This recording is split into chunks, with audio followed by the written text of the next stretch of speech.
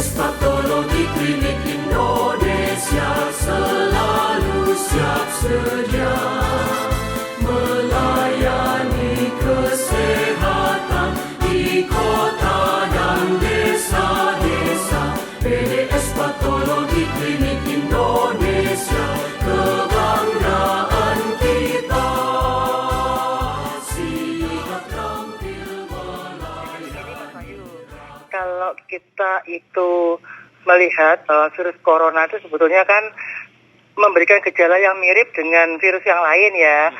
Seperti halnya demam. Ya, demam itu kan juga semua orang bisa demam dan penyebabnya macam-macam. Batuk pun juga bisa sebabnya macam-macam. Jadi kita sebetulnya jangan buru-buru, ibaratnya tuh paranoid, begitu batuk udah langsung takut corona gitu ya.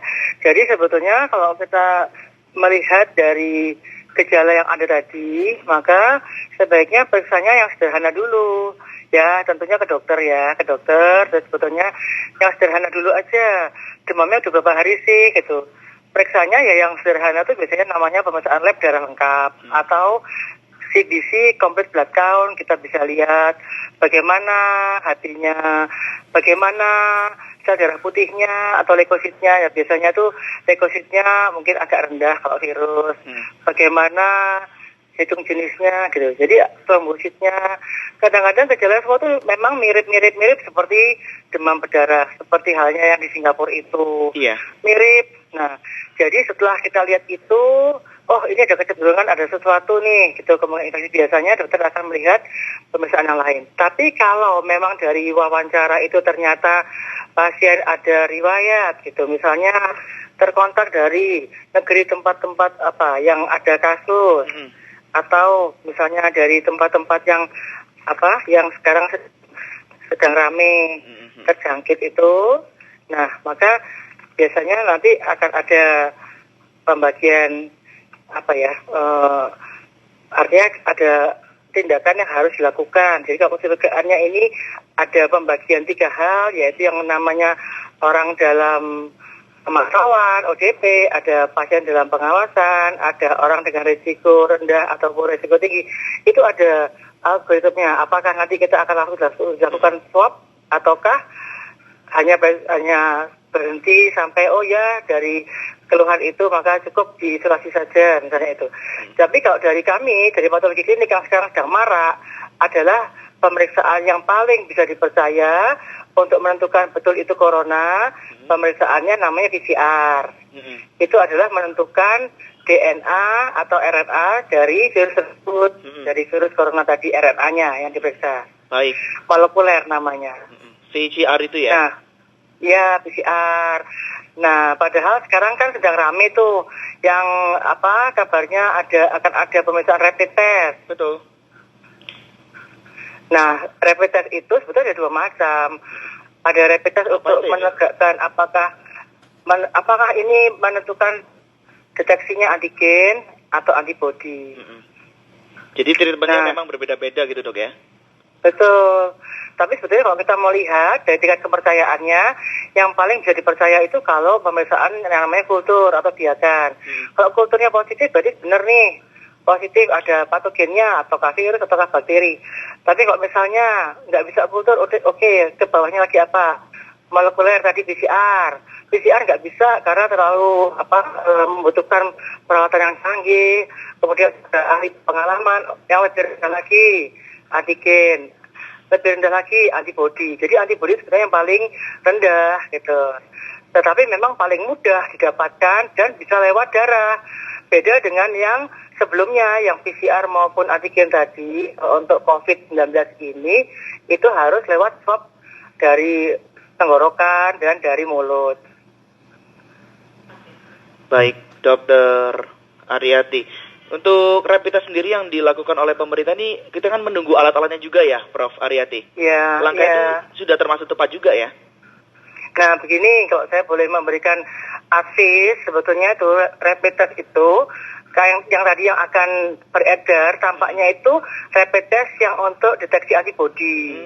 Nah, deteksi antibodi itu yang yang kita tahu bahwa antibodi itu akan timbul setelah virus itu masuk ke dalam tubuh. Jadi dia membutuhkan waktu, masa inkubasi.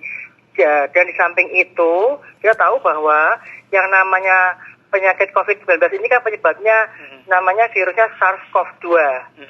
Nah, padahal sudah 20 tahun ini kita tahu bahwa virus corona termasuk SARS-CoV-2 itu sudah ada gitu di dunia itu sudah sangat umum sebagai penyebab infeksi saluran pernafasan atas sampai dengan radang paru yang disebut pneumonia. Gitu ya. Jadi artinya mulai dari dulu yang namanya human pathogenic cough, HCoV, SARS-CoV, ada MERS-CoV. Nah, semua itu sebetulnya bisa saja menimbulkan antibodi. Khawatirnya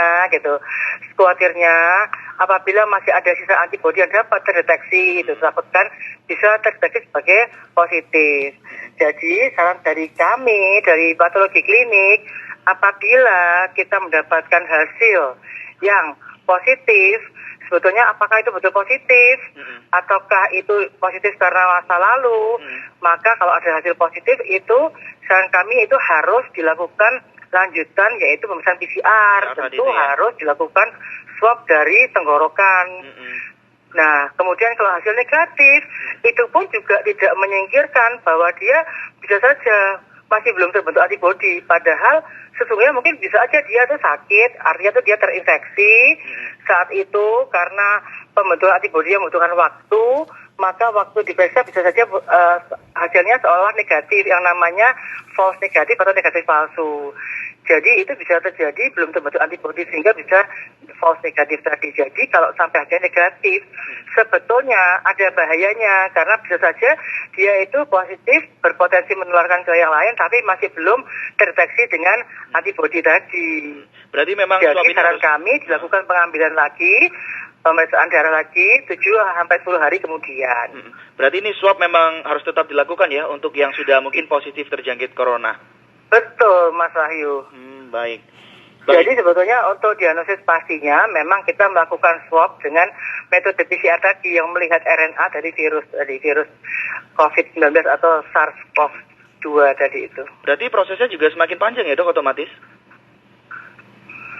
Nah, iya. Tapi insya Allah nanti misalnya bulan depan, ya saya itu juga nggak bisa menjanjikan apapun ya. Karena itu pun juga tergantung juga dari kebijakan pemerintah. Tapi mudah-mudahan itu kalau memang jadi kita ada pemeriksaan yang lebih cepat, itu dan kalau diperbolehkan di berbagai lab itu lebih banyak yang bisa memeriksa pemeriksaan PCR dengan kondisi kita semua, artinya kondisi laboratoriumnya memang memenuhi persyaratan, tentu kita juga bisa melakukan pemeriksaan PCR itu. Kalau di negara-negara lain dok ya, kayak Cina, Italia, Korea Selatan tuh terapi atau treatment seperti apa sih yang diberikan pemeriksaannya? Pemeriksaan labnya. Sebetulnya pemeriksaan labnya itu tidak hanya semata-mata hanya PCR dan antibodi tadi, tapi yang betul itu sebenarnya ada urutannya. Jadi mulai dari darah lengkap atau yang namanya CBC complete blood count, itu yang isinya ada HB, leukosit, trombosit seperti pada demam berdarah itu, heterogenis. Nah itu dulu, kemudian ada juga pemeriksaan untuk ginjalnya, ada untuk levernya, ada untuk berbagai macam lah yang juga perlu diperiksa nanti oleh dokter. Nah nanti akan dilihat mana hal-hal yang kira-kira memang memenuhi kriteria, oh ya ini masuk kemungkinan ke arah COVID tadi itu. Baik, ini untuk... Di samping, kalau gejala tadi kita memang harus pikirkan swab nomor 1 memang. Baik, kita segera bicara kawan dengan Profesor Dr. Aryati, merupakan ahli patologi. Baik, dokter... Klinik. Spesialis patologi klinik. Patologi klinik, iya. Untuk... Mungkin bisa digambarkan dalam kurva dok ya, untuk puncak penyebaran corona sendiri di Indonesia, ini mungkin sudah ada kajian sampai kapan? Wah, saya kok nggak berani komentar ya.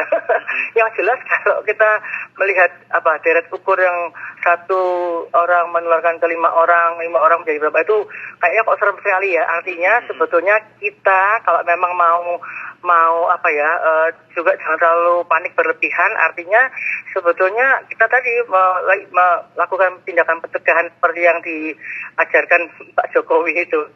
Jadi artinya yang kita harus cuci tangan, harus menutup kalau batuk itu harus ditutup. Betul. Kalau di tengah kerumunan kita memakai masker, sebetulnya idealnya kan memakai masker pada orang yang sakit ya, dan pada tenaga kesehatan yang merawat pasien. Tapi juga kalau kita di kerumunan juga harus pakai masker lah gitu, karena kan khawatirnya nanti bisa tertular melalui droplet ya, karena dia sebetulnya tidak terlalu kecil sih ukurannya coronavirus ini. Tapi tentu itu bisa menularkan kalau kita misalnya deket-deket gitu ya, deket-deket atau kontak juga misalnya dengan permukaan yang barusan kena virus tadi. Jadi artinya benar-benar kita harus bergaya hidup sehat, bersih, seperti itu. Baik, Profesor Aryati, mungkin Anda ada rekom ya untuk pemerintah atau rumah sakit terkait gitu? Kalau nanti akhirnya jadi diterapkan, akan dilakukan pemeriksaan rapid test secara massal, usulan saya, tolong diinterpretasikan dengan sangat hati-hati bahwa kalau hasil positif itu tidak bisa memastikan bahwa betul terinfeksi COVID saat ini. Jadi harus dilakukan pemeriksaan PCR. Dan memang akan ada sedikit stigma bahwa sepertinya kan teman-teman itu kalau misalnya ada yang positif COVID itu langsung sepertinya tuh seperti menjauhi, seperti orang seperti kena AIDS ya. Padahal sebenarnya ya nggak seperti itulah gitu. Jadi artinya janganlah terlalu berespon seperti begitu. Jadi artinya hasil positif rapid test itu belum memastikan loh kalau itu memang dia itu positif, karena bisa saja karena infeksi yang seolah-olah positif karena cross reaksi atau reaksi silang dengan antibodi virus yang lain. Yang kemudian yang kedua, sedangkan hasil negatif tidak bisa menyingkirkan adanya infeksi COVID juga, sehingga kalau menggunakan rapid test antibody maka harus diulang 7-10 hari kemudian. Cukup lama. Jadi itu interpretasinya harus hati-hati kalau masih kita mau meng-screening dengan menggunakan antibody. Mungkin itu. Baik, Profesor Aryati terakhir nih ya, mungkin kita sudah melihat banyak sekali himbauan di sosial media, kemudian pemerintah juga sudah memberikan himbauan-himbauan terkait penanganan atau mungkin melindungi diri dari COVID-19. Ini himbauan sendiri dari Profesor Aryati yang selaku juga ahli patologi klinik bagaimana? Himbauan untuk masyarakat atau untuk ini? Untuk masyarakat umumnya. Masyarakat umumnya tentu jangan terlalu panik berlebihan dan membiasakan hidup yang sehat. Tidak usah memang sekarang tuh kalau menurut saya yang baik itu tidak usah berkerumun lah ya. Jadi artinya ya yang diberlakukan dalam waktu 2 minggu ini saya kira sudah sangat tepat. Jadi kalau memang tidak perlu sekali ya setelah harus berkumpul-kumpul. Dan kalaupun berkumpul juga harus sangat berhati-hati, harus lebih berhati-hati dalam arti kalau kita melihat ada teman kita yang batuk ya disarankan memakai masker gitu ya. Jadi kemudian lebih sering cuci tangan, hanya itu saja ya, dengan memperhatikan daya tahan tubuh, mungkin minum vitamin C dosis tinggi 1000 mg. Dan kalau memang kita tahu bahwa bekerja sedang tidak enak, jangan dipaksakan bekerja. Istirahatlah di rumah. Dengan khusus siap selalu setiap waktu, rakyat sehat bangsa kuat bersatu lawan penyakit. PDS Patling maju dan jaya, PDS Patologi Klinik Indonesia kebanggaan.